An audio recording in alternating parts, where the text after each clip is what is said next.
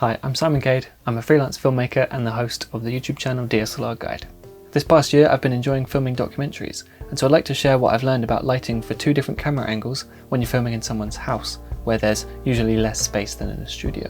Before any interview, it's worth writing down a list of questions, and usually my goal is to tell the story in the most natural, conversational way possible. Once I'm happy with my questions, I put them in a logical order and mark a few in bold. In case we start to run out of time, then I'll be able to see which questions are most important.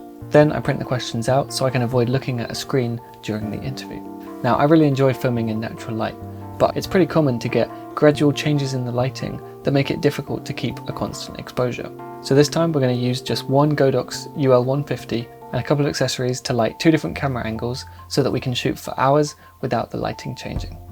This UL150 is completely silent since it doesn't have any cooling fans, which makes it ideal for interviews where sound quality is crucial. While setting up, I like to power the light with a V-mount battery so I can move the light easily without lots of cables. The UL150's S-mount for accessories comes in handy, especially when you need to move quickly, like this softbox that just pops into place.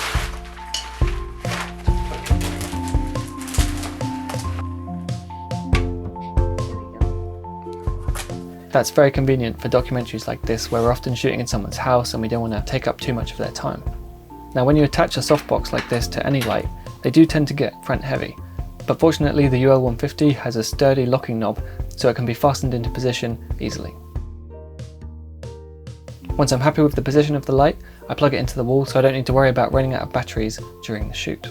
Now, these lights are remote controlled, which is ideal if you're working with a small crew, since you can power on the lights and adjust the brightness while standing next to the camera. And you can even control the lights with Godox's app. So next I'm going to set up a black sheet on a C-stand, mostly so that this darker background on our second angle can draw the viewer's eye into looking at the screen. But this black sheet also helps prevent the light from bouncing around the room so much, which will help with our other camera angle. So after the camera's lighting and sound are set, last of all I'm just going to make some final adjustments to the cameras, making sure there are no reflections on the phone screen and ensuring that all of the cameras are in the right position. And so here you can see the difference between natural lighting, which looked like this at the beginning of the interview, but quickly changed to looking like this as the sun went down, whereas our Godox lighting looked like this at the beginning and stayed totally consistent. Now, our second interview is a more typical setup. It's an in-person conversation. So I always like to start by thinking about camera work, and that means scouting the location. I'm looking for an area with space for two cameras and the lighting kit that will also have a suitable background for both of the different angles. The next step is to set up the cameras so that we have one wider shot giving us context of the room, and I'm going to put this camera as close to the interviewer's chair as possible so that the interviewee is almost looking directly into the lens during the conversation. I then set up a tighter shot with a telephoto lens, which is a little bit more off-axis, but I can still see both of the eyes of our interviewee. In both cases, I used the classic rule of thirds framing, and I put the light on the inside of the frame so that the interviewee would be facing towards the light. Now, I always like to start by positioning my lights without any modifiers on them so that I get a clearer idea of where the shadows are going to fall. Since these lights are fanless, I can place it as close to the interviewee as I want without worrying about fan noise affecting our sound. But my favourite thing about this Godox UL150 is just how bright it is. Whether you're using it with a softbox like this or bouncing the light, it's usually bright enough that I don't need to use it at 100% brightness. So when the light is really close like this, it's really big in relation to our interviewee, and so even this medium-sized softbox ends up looking very soft and photogenic. But this interview is actually part of a bigger project that I'm working on, and most of it was shot in natural light. So I'm not sure that this kind of photogenic studio look is totally appropriate for this story. So with time running out, I decided to quickly try something. I flipped the softbox around and bounced the light instead. My hope is that this will look more natural since the light is bouncing from a range of different angles and it's reflecting a variety of colours rather than just the pristine softbox look. And when I look at the monitor, I'm much more happy with this look for this particular project. So next I'll set up a backlight, but I realised that it's spilling onto the background, making it too bright and distracting. So my DIY solution is to use a bit of tin foil and some clips, flagging the light until it's only hitting our subject.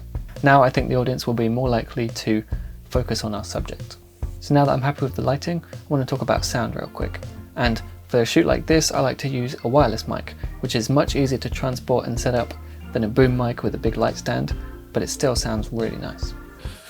Days just fly by, and I even, was it Monday today? I don't know. One thing I've learned about documentaries is that if you can put the microphone on the person you're interviewing as early as possible, then it means that you can have the microphone all set while you're just having a chit chat before you start filming, and then you can make sure that the transition from a casual, relaxed conversation into the more formal interview is really smooth.